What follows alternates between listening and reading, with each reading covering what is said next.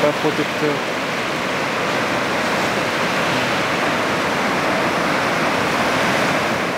La semaine dernière, je suis parti dans la ville de Dinard, en Bretagne. Là-bas se déroule depuis maintenant 34 ans le Festival du Film Britannique. Une occasion pour de jeunes cinéastes de mettre en avant leurs films qui pour la plupart ont du mal à se faire distribuer correctement en France, mais c'est aussi l'occasion de profiter de certaines séances spéciales où des films très attendus sont diffusés en avant-première. Un grand merci avant tout à l'attaché de presse Gilles Lioncan qui m'a invité à ce festival car j'ai pu bénéficier d'une accréditation presse alors que le magazine dont je dépends, c'est moi en fait. C'est un festival qui est donc né en 1990 et qui récompense tous les ans des films sur 4 récompenses. Le Hitchcock d'or, qui est le plus grand prix du festival, le Hitchcock de la meilleure interprétation tout genre confondu, un prix spécial du jury et un prix du public. Car oui, c'est un festival qui reste mine de rien moins grand que le festival de Cannes. La plupart donc des gens qui vont aller voir les films là-bas sont des gens qui sont de la ville ou du voisinage. La presse ne prend pas l'entièreté de toutes les séances et de tous les films. Donc c'est déjà assez agréable car c'est pas spécialement stressant et il n'y a pas énormément de monde et le tout est entouré par un bord de mer, ma foi, fort sympathique. Il y a aussi un petit tapis rouge lors de la cérémonie d'ouverture qui accueille tous les cinéastes,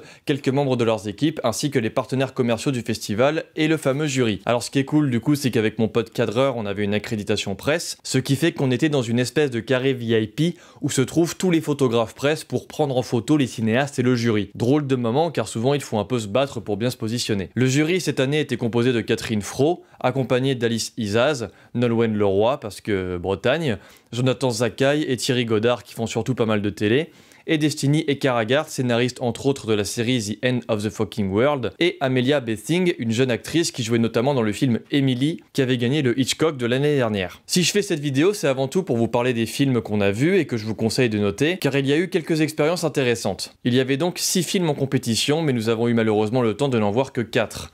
Car en plus des séances de films en compétition, il y avait aussi des longs métrages rangés dans plusieurs catégories différentes. Une bonne vingtaine de projections étaient donc proposées en l'espace de 3 jours, et à l'exception de quelques-uns, tous n'avaient soit pas encore de distributeur en France, soit se servaient du festival comme avant-première. Et sur 15 jours de festival, ce qui est assez court, nous avons juste eu le jeudi soir, avec la cérémonie d'ouverture et le film d'ouverture, le vendredi puis le samedi pour regarder le plus de films possible, tout en s'organisant un petit rendez-vous presse pour interviewer un cinéaste dont on a aimé le film. Si ça vous intéresse, l'entretien arrivera en fin de vidéo et je vous le conseille, il est très intéressant. Dans le choix que nous avons fait sur les films du coup hors compétition, nous en avons regardé 2 la journée du samedi. Barber, un film avec Littlefinger de Game of Thrones, Aidan Gillen où il campe un détective privé, et le film How to Have Sex de Molly Morning Walker qui sort chez nous le 15 novembre. Un film que j'ai trouvé d'ailleurs assez réussi, qui use des clichés sur les vacances estivales, sur les îles grecques, pour livrer un regard sur le consentement sexuel qui est très suffocant et assez marquant. Alors parfois je trouve que le film manque d'inspiration dans sa manière de filmer le traumatisme, mais ça reste un long métrage qui a un message important déjà,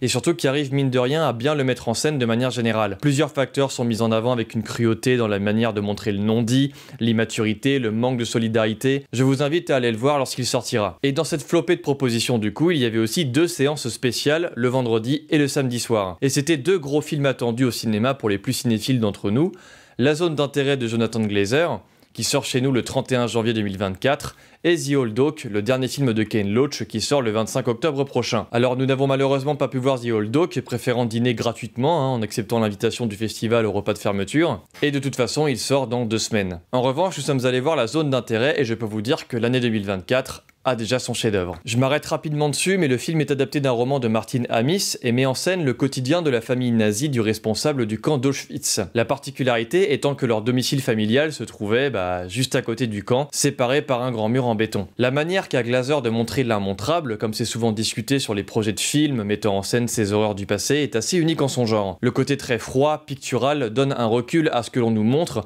avec une force presque documentaire, sans qu'aucun jugement ne soit mis en avant par la mise en scène. Cadre souvent large, aucun plan serré, et le rythme lancinant de journées répétitives dans un décor bourgeois, entouré d'un camp où l'on nous cache les horreurs qui s'y déroulent. Sans tomber dans le voyeurisme malsain, le film accentue cet effet de rupture de société malade qui en vient à trouver tout ce qui se passe normal et dans le cadre du travail de l'officier chargé de représenter l'administration du camp. Enfin bref, j'espère vous en faire une critique plus développée quand le film sortira car je souhaite rentrer dans des scènes en particulier pour vous expliquer pourquoi je pense que c'est un chef-d'œuvre de malaise et pourquoi ce quotidien nazi amplifie l'hommage aux tués et aux déportés juifs au travers de quelques trouvailles. C'est clairement ma claque du festival. Venons-en maintenant au film en compétition. Donc comme je vous l'ai dit, nous en avons vu que 4 sur les 6. Il y avait Girl, Silent Roar, Silver Haze, Scrapper, The Effects of Flying et The Trouble with Jessica. Tous les films sont britanniques, dont la plupart sont les premiers longs métrages des cinéastes. Une occasion du coup intéressante de déceler un futur talent qui aurait totalement droit à sa place dans la distribution française. Alors le film ayant gagné le Hitchcock d'or est Silver Haze, un film aux allures de road trip sur une histoire d'amour, un film que nous avons malheureusement pas pu voir. Le prix du public ainsi que le prix spécial de jury est revenu à The Trouble with Jessica,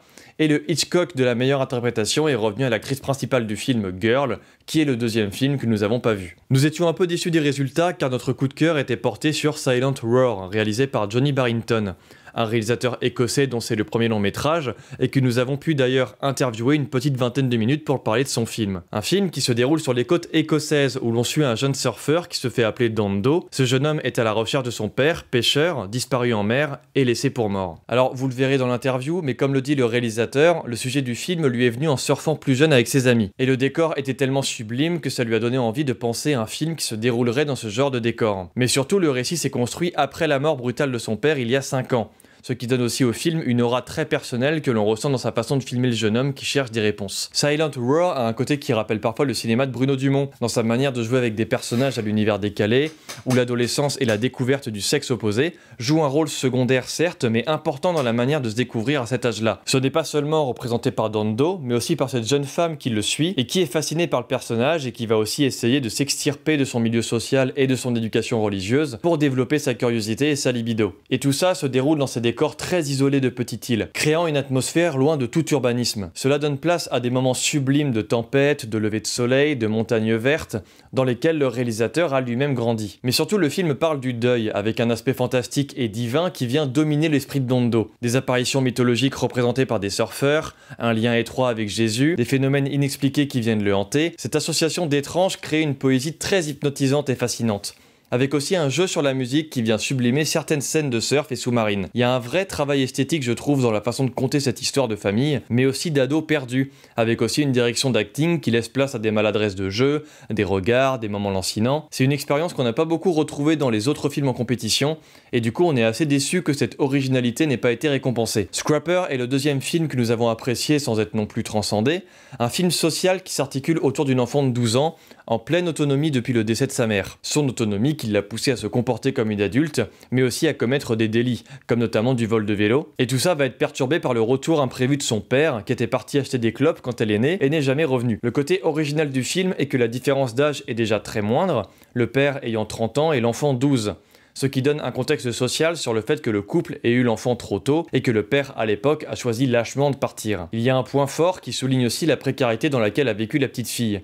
Et ce qui est sympa, c'est que c'est pas misérabiliste. Il y a plein de moments de gaieté, de trouvailles dans la manière de vivre dans des conditions pas évidentes, et la gamine est vraiment rayonnante de justesse dans son jeu, vacillant entre comportement d'adulte, conscient et responsable, et enfantillage, qu'elle se met à retrouver en essayant de renouer le lien avec son père, qui lui aussi est un grand gamin. Et concernant les deux autres, The Trouble with Jessica et The Effects of Flying, ce sont deux comédies, et celle qui a été récompensée par les deux prix, bon elle est un peu potache, il y a un humour noir un peu vulgaire, alors que l'autre pourrait s'ancrer dans ce que fait Stephen Frears, réalisateur britannique connu qui est un peu le cliché de ce qu'on peut appeler l'humour british, pas mal de sarcasme, des dialogues un peu pointus mais fins, et une mise en scène s'articulant autour d'un milieu de classe moyenne ou bourgeoise. Et ce sont deux films que moi j'ai trouvé relativement banals dans leur construction formelle, avec une mise en scène peu inspirante et un découpage parfois abusif pour suralimenter le rythme de la comédie. Et autant je comprends celui du prix du public, parce que c'est une comédie et qu'en France on les aime beaucoup, et c'est un genre historique qui a toujours eu énormément de succès dans le pays, mais je trouve ça dommage que le jury donne aussi son prix spécial à un film qui est aussi lambda. Silent Roar ou même Scrapper avait un intérêt cinématographique que je trouve bien plus intéressant, et qui s'ancrait dans des récits qu'on voit très peu au cinéma, à savoir la banlieue londonienne dans Scrapper, et les villages isolés écossais dans Silent Roar. Après ça fait partie du jeu des festivals, mais ça donne moins de visibilité pour les films non récompensés que ceux qui l'ont été. J'espère donc que Johnny Barrington arrivera à trouver un distributeur pour son premier long métrage très intéressant. C'est la fin de cette petite vidéo, j'espère qu'elle vous aura plu et qu'elle vous aura intéressé. Je vous laisse avec l'entretien entier que j'ai fait avec Johnny Barrington. Je vous conseille de la regarder, elle est vraiment intéressante et en plus je trouve qu'il donne des clés assez passionnantes pour expliquer comment il a réussi à construire et à penser son film. Donc c'est assez inspirant pour d'éventuels futurs cinéastes qui regardent la vidéo. Alors l'entretien est évidemment en anglais mais je l'ai sous-titré en français, alors désolé pour ceux qui écoutent juste mes vidéos et qui ne sont pas anglophones. Mais bon entretien à tout le reste et d'ici là n'hésitez pas à vous abonner à la chaîne, à me rejoindre sur Twitter, acheter un coup d'œil à mon Tipeee si jamais vous avez envie de me donner quelque chose. Merci à tous d'être toujours plus nombreux sur la chaîne et on se retrouve très bientôt pour de nouvelles vidéos. Ciao! Comment vous est venue l'idée du film Silent Roar? The idea arrived after I had been surfing with some friends of mine, and the light was ethereal, wholly incandescent. It was a moment of release, having a great day surfing. I'd recently lost my father as well, and so had a very close friend of mine who I was surfing with, and that was the moment of conception for the film. But the film itself has many ideas from my childhood and adolescence. Il y a un côté très fantastique et cosmique qui entoure le film, ce garçon, la mer. Pourquoi ce choix? The cosmic aspect of the boy and his connection to the sea is just a very simple reflection of my own relationship to the sea. Having lived next to it all my life, my father worked at sea most of his life. I've worked at sea quite a lot as well, and really gain business and pleasure from the sea. And the sea has a great place for me in a kind of spiritual sense. Il y a par exemple ces 3 surfeurs qui sont assez spéciaux. Well, there's a good reason there's 3 of them. I think it's the 3 wise men in biblical story of the baby Jesus, and the 3 musketeers. Okay. I'm sorry. There's very often avatars come in 3s, sort of spiritual guides or mystical elements arrive in groups of 3, and I just went with that and had some fun and amusement. Yeah. And it was actually quite a coincidence that the central figure in that cosmic trio resembles Neptune very strongly. He has the iconic face of Poseidon or Neptune. That wasn't intentional at the beginning. From an outsider, from someone outside of Scotland, then they would think, yes, it's the same place. But I grew up on a different island next to the island that we shot on. So I'm from the Isle of Skye, and the film was shot on the Isle of Lewis. And the Isle of Lewis has far better surfing, and is also a far more kind of religiously expressive environment, an island where I think faith plays a more prominent part in day-to-day living. Yeah. Quelles ont été vos inspirations pour le film? Yeah, there's many directors, cinematographers, artists. There's so many I could mention. Well, we're in Dinard. Eric Romer, the Green Ray, La Rayon Vert, is an unlikely inspiration, but at the same time, I did enjoy that film a lot. The sort of banal, metaphysical, the mixture of the banal and the metaphysical, I like that. And more close to my home is Lars von Trier's Breaking the Waves was quite an influential film for me because it was made whilst I was a teenager in the locations where it was shot, and it was the first moment I had of the artifice of film encroaching on reality, because they built a fake cemetery. And I remember touching these stones that are supposed to be a memorial for a person, and I realised they were made of hollow plastic. That was a very strong moment when I was a teenager developing an interest in film, the realisation that it's such a thin veneer of, just dancing on the surface. Yeah. C'est un drame sur le deuil, mais il y a beaucoup de moments assez étranges et drôles consacrés à la découverte du sexe opposé. Pourquoi ancrer cet aspect au milieu du drame et du fantastique? When my dad died, he died very, very suddenly, and so it was quite a shock, and put me into a lot of positions where I felt I was using humour to cope.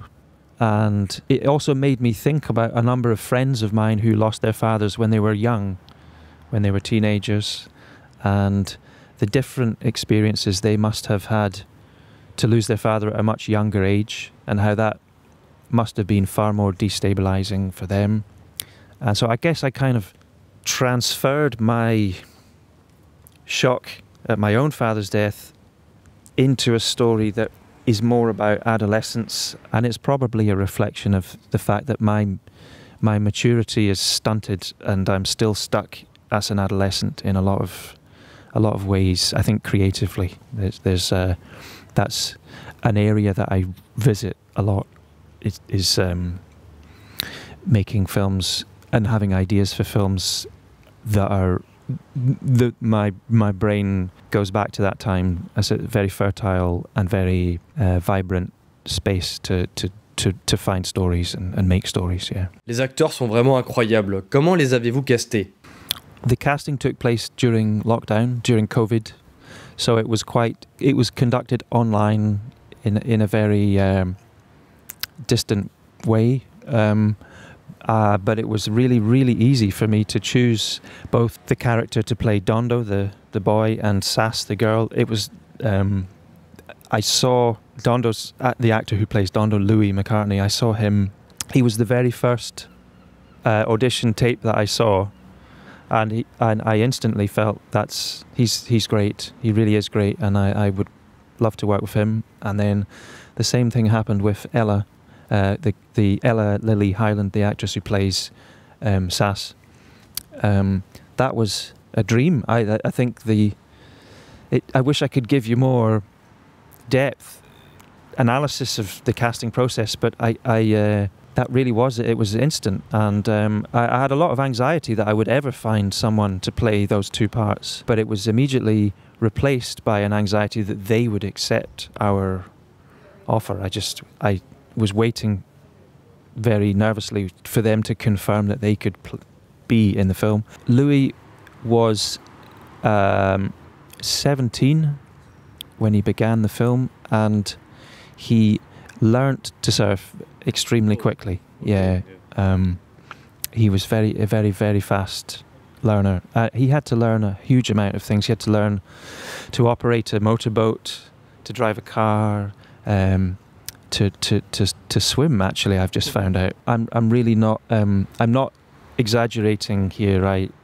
He felt like the most unflappable, the most calm, confident person on set. He had an incredible solidity, whilst portraying quite a clumsy, absent-minded, dreamy character. Dondo's character, the boy, his element is water, and he jumps into faith, spiritual, religious. He embraces belief with trust, and he wants it. He needs it. He's looking for a structure, and he's looking for a path to follow. Whereas the character of Sass, the girl, is essentially, she's a kind of opposite figure to oppose Dondo, and her element is fire. She burns what she touches. She's curious, and she's cynical, and she's critical, and she's mistrustful. And so the background of her family life, of the hypocrisy of her mother being very pious, very religious, but also having had an affair with the minister, that was to feed Sass's fire, really, to give her more to burn. And Ella, who plays Sass, Ella Lily Hyland, I think she was extremely curious about the character, and she could deliver a completely different take every time that was just as intriguing and responsive and engaged as the other, but they're completely different takes. And I could talk with her about the scene and the characters forever. And in terms of leading or guiding or directing her, I think it's just about the preparation, really. We rehearsed for a long time before and established, I just did my best to enable her to be comfortable where she was staying and the environment before we started the shoot. And then we're shooting on film, so I think she really enjoyed that, the slight difference between shooting on digitally.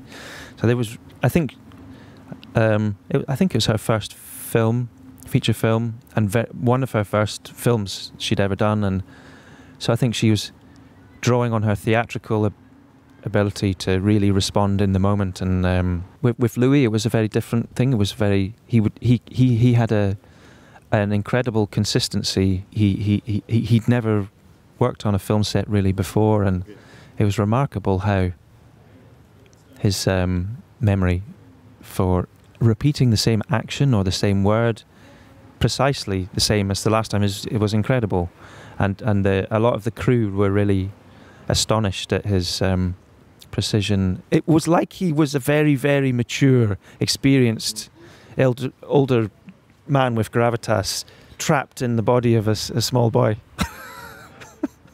Sorry, Louis. Sorry about that. Les scènes sous l'eau et à côté du surf sont assez impressionnantes. Comment avez-vous procédé pour les tourner?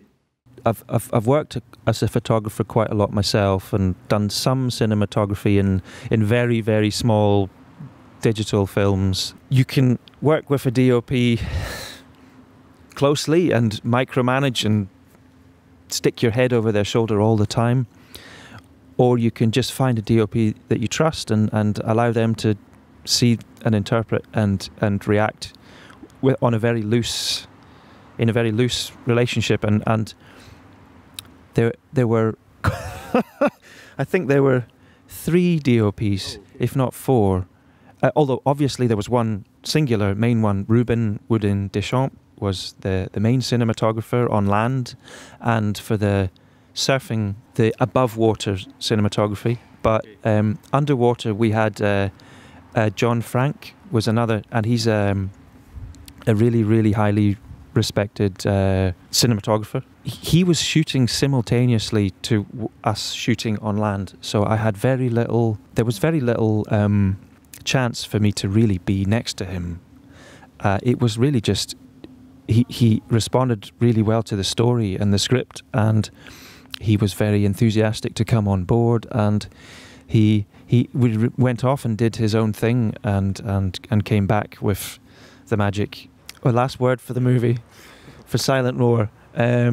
Well, Silent Roar is the film itself. It's been a large chunk of my life that I've put into it, and I've really, really relished every moment, and even the moments where the weather was trying to kill us, and COVID as well was trying to disrupt everything. It was a joy, and I would love to make another film with all of the same cast, but with a completely different film. Silent Roar as well. I'd googled Silent Roar after making the film, and I found out there's a product called Silent Roar you can buy, which is cat repellent, and it's derived from lion's urine. I think at zoos they collect lion's urine from the cage, and it's used to put on plants in gardens to keep cats away. And so I've got a box of Silent Roar lion's piss pellets in my house now, and that's I need to Google my movie names more carefully next time. Yeah. Okay. Well, thank you. Thank you very much. Yeah, that was a pleasure. Nice to do it old school with the microphone. Yeah, it's cool.